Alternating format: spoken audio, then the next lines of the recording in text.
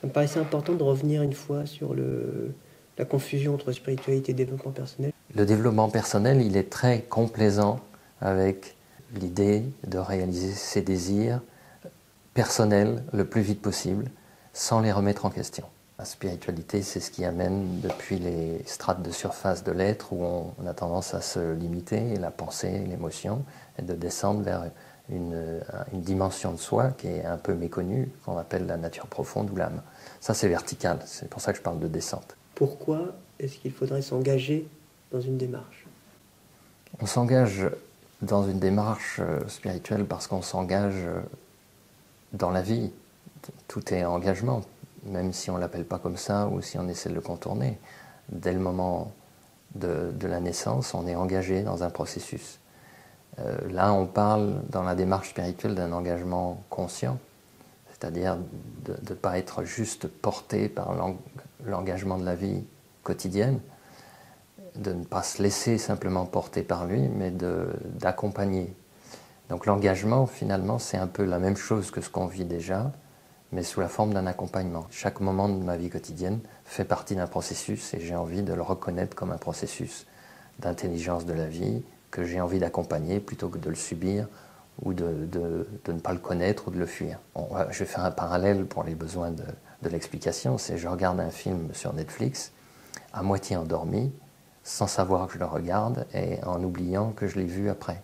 Ou alors, je commence le film parce que je pense que c'est le bon moment de le regarder, je le regarde attentivement, je suis présent et j'essaie d'en trouver l'enseignement ou le sens ou ce qui m'a appris ou désappris au passage. S'engager dans une démarche spirituelle, c'est aussi s'engager la plupart du temps auprès d'une autorité de référence. Quels sont les critères? Sur quoi est-ce qu'on doit s'appuyer pour savoir qu'on peut faire confiance à une autorité spirituelle? Il n'y a aucune raison de faire confiance à une autorité, a priori. Il n'y a pas d'autorité qui soit tout de suite légitime, et il n'y a pas de confiance par défaut. Ce à quoi on fait confiance, en réalité, si on regarde bien, c'est à sa propre intuition.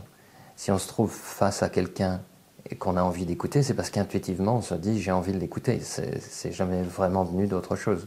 Donc la confiance qu'on a en l'autre, elle peut reposer aussi sur des peurs, sur des illusions, des parasitages, comme je disais. Mais en fait, quand on est vraiment sur la question spirituelle, on se rend compte que c'est vraiment l'intuition qui parle.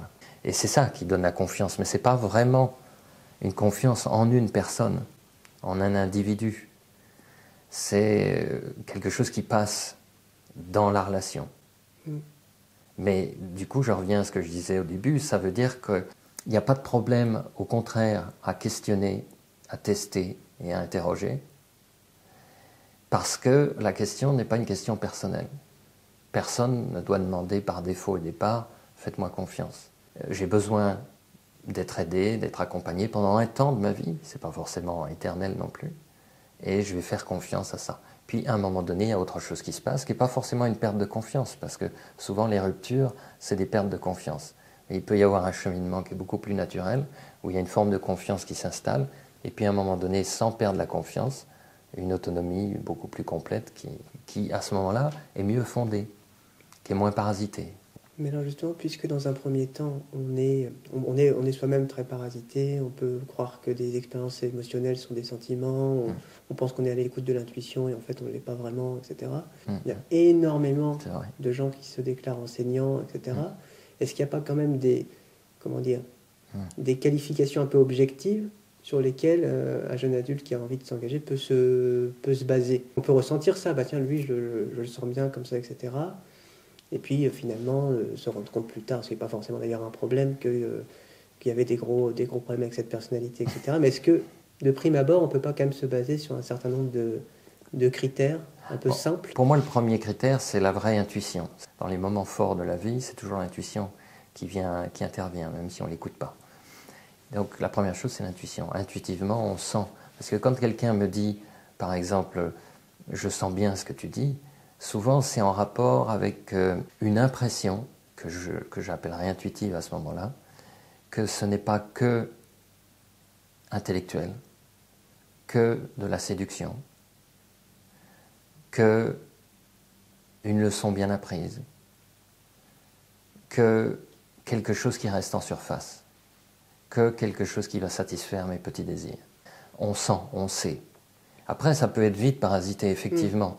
Mais il y a un moment où on sait, et j'ai vu beaucoup de gens parmi ceux qui ont tendance à s'engager un peu plus consciemment, ils ne sauraient pas forcément dire exactement, mais je vois qu'il y a quelque chose qui dit, parfois même à haute voix, ça me parle.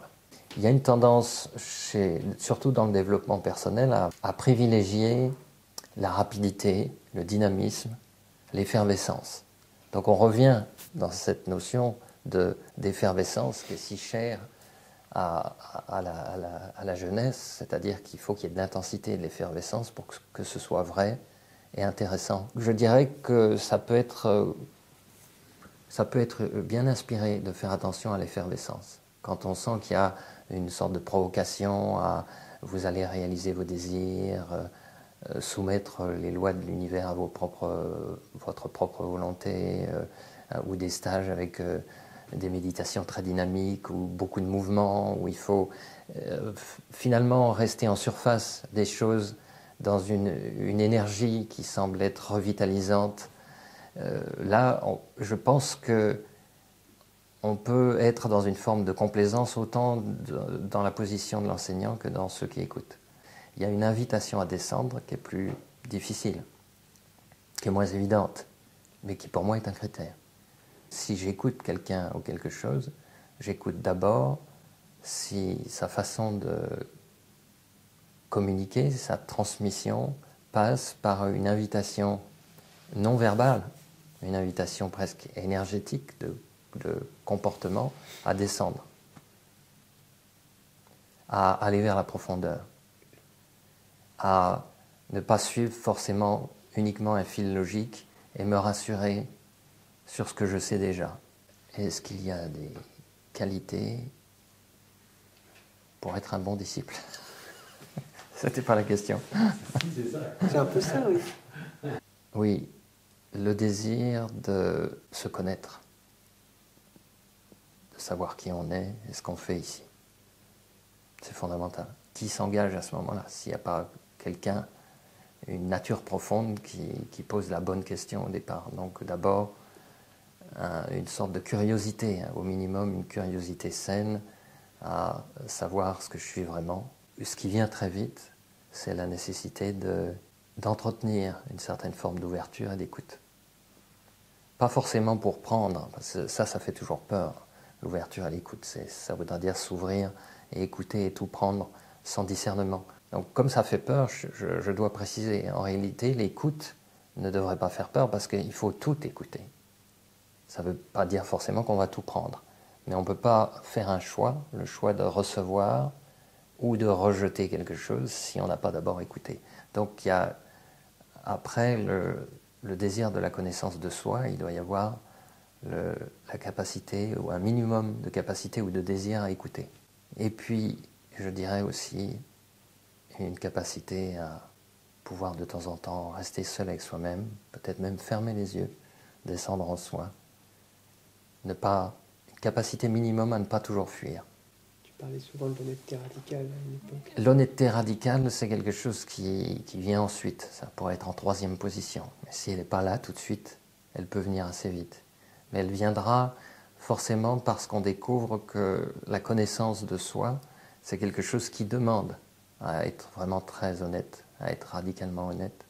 Qu'est-ce que tu pourrais dire sur cette question de l'égalité, cet attachement? Le fait d'avoir appris quelque chose crée une inégalité, une différence avec quelqu'un qui ne l'a pas appris. Donc la transmission repose sur cette équation simple.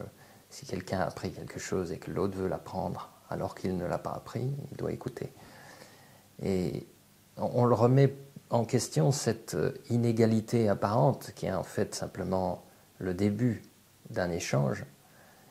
On le remet en question beaucoup plus là où on a le plus peur, c'est-à-dire dans les domaines comme la spiritualité, la religion, là où il semble qu'il pourrait y avoir des influences négatives, parce qu'on sait qu'il y a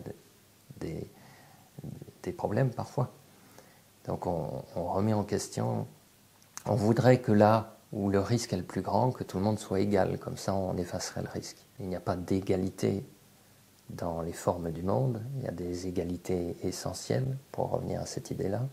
On a tous le même droit à vivre et à être protégé pour continuer à vivre son chemin de vie. On a tous le même potentiel, on peut tous accompagner l'intelligence du vivant, on a tous un chemin de vie, on a tous quelque chose de particulier à apprendre. Donc on est tous égaux de ce point de vue-là, on doit tous être respectés. L'égalité, c'est égal au respect. Par moment, le mieux, c'est d'écouter, c'est d'être juste là et de recevoir, sans question de posture, et de savoir qui je suis par rapport à l'autre, individuellement, qu'est-ce qu'on va me prendre en me donnant quelque chose, etc. L'une des choses dont on parle le plus dans la vie, et encore plus dans les milieux spirituels, je crois, c'est l'amour. Et on en parle tout le temps comme si on savait déjà précisément ce que c'est. J'ai envie de te demander, du point de vue de la démarche spirituelle, c'est quoi l'amour? Du point de vue de la démarche telle que je la propose, l'amour, c'est un sentiment. Déjà, c'est ce que je distingue de l'émotion que j'appelle la demande affective.